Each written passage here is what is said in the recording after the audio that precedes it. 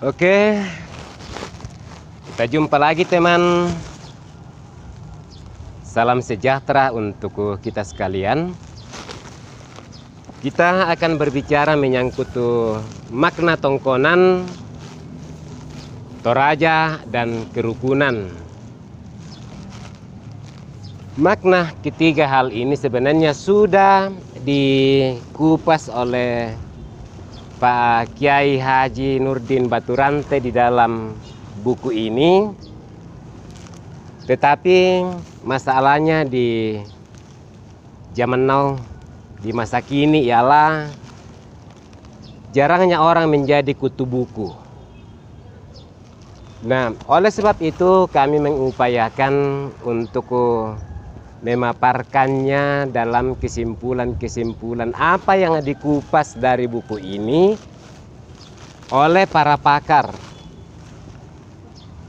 Makna tongkonan.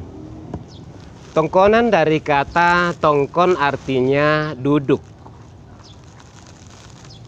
Jadi tongkonan itu berarti tempat duduk. Misalnya tempat untuk mengambil padi dari dalam lumbung itu namanya tongkonan. Juga menara sebagai tempat penjaga itu namanya tongkonan. Dan juga kaki dian untuk tempat mendudukkan pelita itu juga namanya tongkonan. Nah, itu berarti dapat disimpulkan bahwa yang disebut tongkonan ialah tempat duduk secara bersama untuk bermusyawarah demi mencapai suatu mufakat. Saudara-saudara, masih ada pertanyaan tentang apakah kriteria-kriteria apa yang harus ditempuh untuk menjadikan tongkonan kita menjadi tongkonan layuk. Sebenarnya penamaan tongkonan layuk bukan dari penghuni rumah tongkonan itu, tetapi dari masyarakat sekitar yang merasa ada jasa dari tongkonan itu. Nah, umpamanya masyarakat merasa terlindungi, merasa aman oleh adanya tongkonan itu, sehingga dia menyebutnya sebagai baran akalando lamba paonganan atau lamba layuk na pangleon. Layuk berarti lebih di atas daripada semua yang tertinggi. Nah, itu layuk atau lebih tinggi daripada semua tumbuhan. Umpamanya baran akalando lamba layuk na pangleon berarti dia lebih tinggi.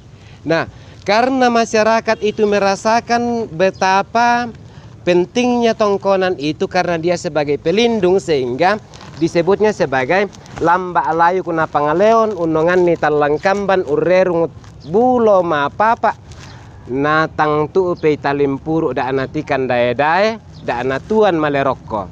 Nah, itu berarti dilihat sebagai suatu pelindung, jaga keamanan untuk dirinya sendiri sehingga tidak ada orang yang mengganggu masyarakat itu. Nah, muncullah singgi yang sebagaimana yang sudah saya ungkapkan. Hal yang kedua, sebagai sumber nafkah. Nah, dia sebagai sumber nafkah. Nah, muncullah sastra atau singgi yang biasa diungkapkan nang menarang atau nenek etai nang pandai todolota untandai padang rongkok padang malom pomasapi makam pipi baitora na pangeraruki banua na osok kilan dolonga bendan muriang langi ulalala batara. Nah, citaruuna na pokada kumua tondok orongan na tedong pesimbongan na kanai orong-orongan to buda tamuan na tau kamban orong-orong to tanga dia tamuan to talo tambuk. Berarti tongkonan itu diterimanya, dianggapnya sebagai sumber nafkah. Orang itu merasa kelaparan, tetapi syukur ada tongkonan yang bisa menimbulkan lapangan kerja dan bisa memberi nafkah. Nah, kalau penghuninya itu sudah meninggal dunia, terkadang itu kita merasa pilu dan sedih. Nah, malem wambe masokan sau tondok todolona, sau tondok tang merambu, tondok tang dukua pinna. Na minda padika laum bengkan tua sanda, laum barra karoenkan.